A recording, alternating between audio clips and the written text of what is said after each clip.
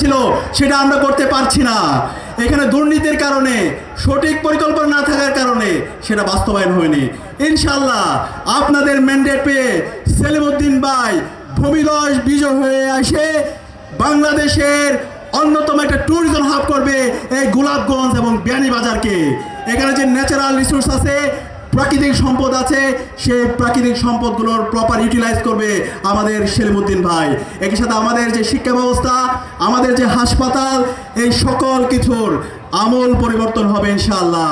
এবং সবাই যেন ন্যায় বিচার পায়, আমাদের প্রত্যেকটা পুলিশ স্টেশন থেকে শুরু করে সামাজিক যে বিচার আছে সেই বিচারগুলো ন্যায্যতা ইনশিওর হয়, সেই ন্যায্যতা ইনশিওর করবে আমাদের সেলিমউদ্দিন ভাই।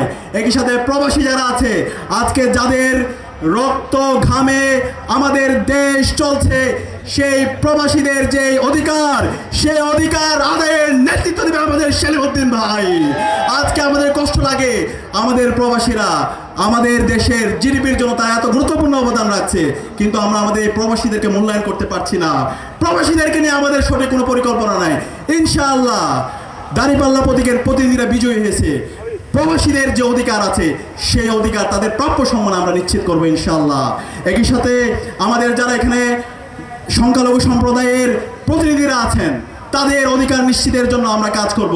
আমার এই বাংলাদেশের সকল জাতিগোষ্ঠীর, সকল ধর্মের, সকল বর্ণের আমরা সবাই বাংলাদেশি, সকল মানুষের অধিকার নিশ্চিত করা হচ্ছে আমাদের অন্যতম উদ্দেশ্য। সুতরাং ফ্যাসিবাদী আমলে খুনি হাসিনা এবং তার দূষণরা যেভাবে বিভাজন তৈরি করেছিল, যেভাবে সংঘাত তৈরি করেছিল, এই নতুন বাংলাদেশে সেই সংঘাত চলবে না।